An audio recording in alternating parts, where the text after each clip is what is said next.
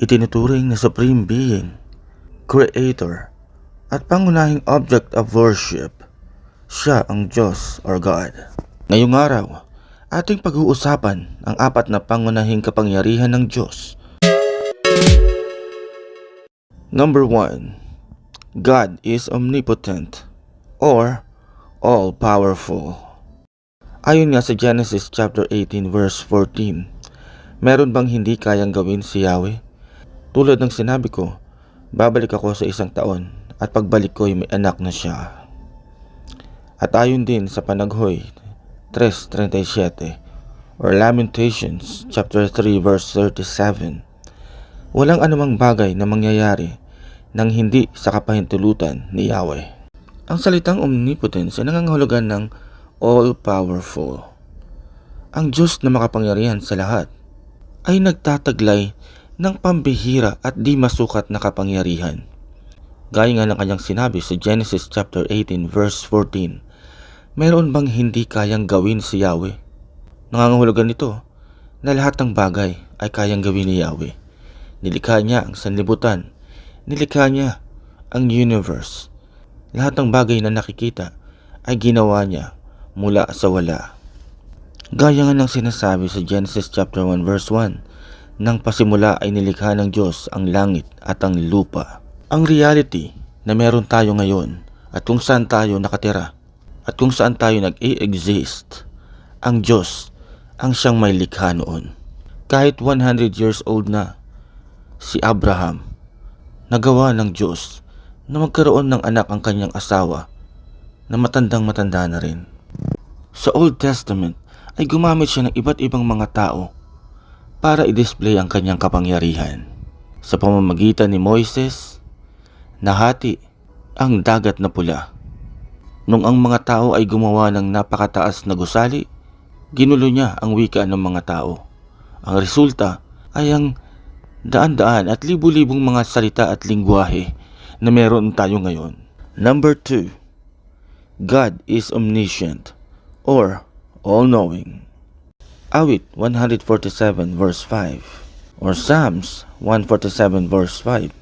Si Yahweh na ating Diyos ay dakila at malakas.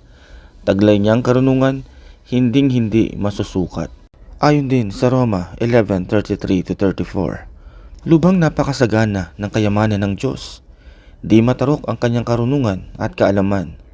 Sino ang makapagpapaliwanag ng kanyang mga kapasyahan? Sino ang makakaunawa ng kanyang mga pamamaraan? Gaya ng nasusulat, sino ang nakakaalam sa pag-iisip ng Panginoon? Sino ang maaaring maging tagapayo niya? Ang karunungan, ang wisdom ng Diyos, kailanman hindi kayang sukatin. At hindi lang yon, hindi rin matarok, meaning to say, hindi rin lubos na maunawaan ang kanyang karunungan at kaalaman. Walang nakakaalam sa pag-iisip ng Panginoon. Lahat ng bagay, lahat ng misteryo sa buong mundo, sa buong universe, alam niyang lahat. Sa dinami-dami ng mga matatalinong tao, mga sayantipiko at mga eksperto, pero hanggang ngayon, marami pa rin mga misteryo na hindi kayang sagutin ng siyensya. Ang lahat ng mga bagay na yan ay ang Diyos ang nakakaalam. Alam niya lahat ng lihim. Alam niya ang lahat ng mga misteryo. Ganyan kalawak ang kaisipan ng Diyos. Ayon naman sa unang Kronika 28:9 or 1 Chronicles chapter 28 verse 9.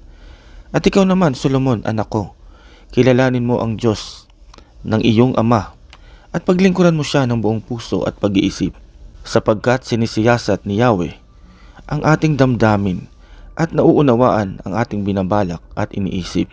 Ayon sa talatang ating nabasa, alam ni Yahweh ang damdamin at nauunawaan ang ating binabalak at iniisip.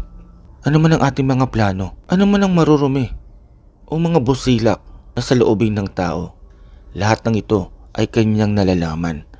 Lahat ng ito ay kanyang natataros. Walang makakapagtago sa perfect knowledge and wisdom of God. Ayon din sa 1 John chapter 3 verse 19-20. Dito nga natin matitiyak na tayo nasa panig ng katotohanan at matatahimik ang ating budhi sa harapan ng Diyos sakali mang tayo'y usigin nito, sapagkat ang Diyos ay higit sa ating budhi. Alam niya ang lahat ng bagay. Number 3. God is omnipresent or present everywhere. Ayon naman sa Jeremiah chapter 23 verse 24, walang makakapagtago sa akin.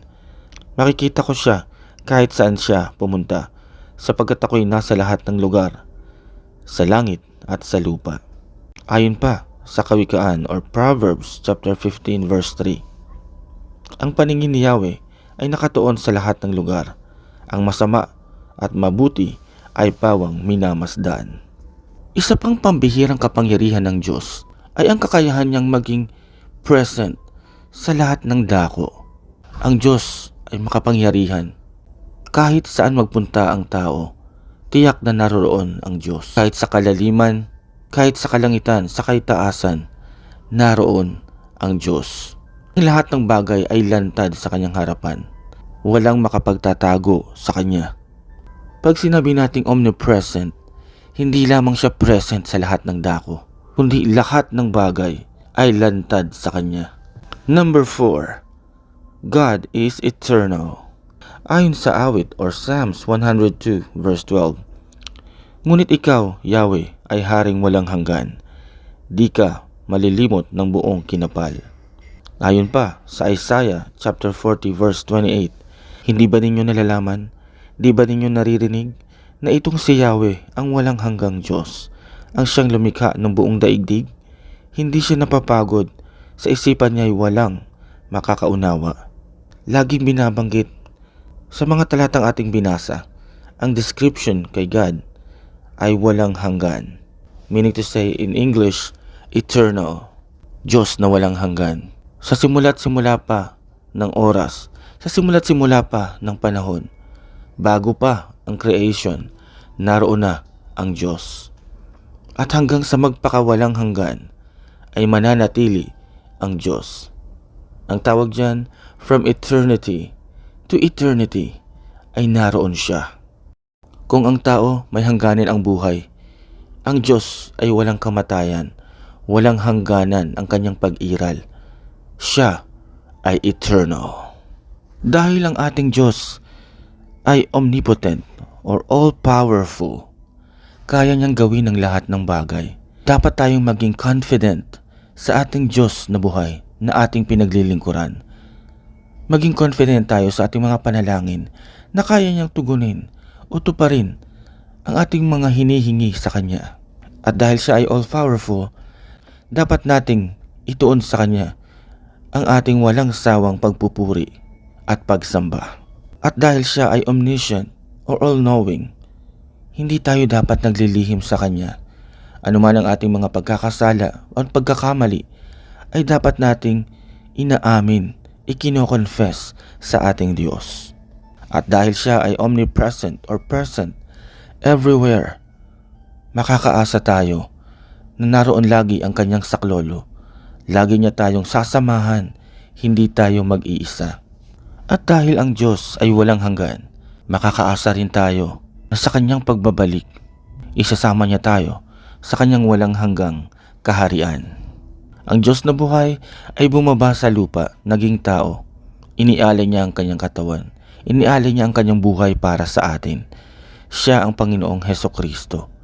Hanggang ngayon ay hinihintay ka niya na manumbalik at sumampalataya sa Kanya. Kaya nga sa iyong panalangin, paglapit mo sa Kanya, hingin mo ang Kanyang kaligtasan. Tanggapin mo siya bilang iyong Panginoon at tagapagligtas.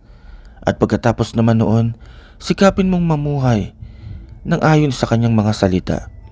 Humanap ka ng mga grupo o mga iglesia na Christ-centered at Bible-based. Christ-centered sapagkat si Kristo lamang ang itinataas. Bible-based sapagkat mula lamang sa Biblia ang Kanyang ipinangangaral. Aling part ng video na ito ang iyong nagustuhan? Mag-iwan ka ng komento sa comment section. Thank you for watching. At huwag kakalimutang mag-subscribe, mag-like at i-share ang aking mga contents. Thank you, and God bless you always.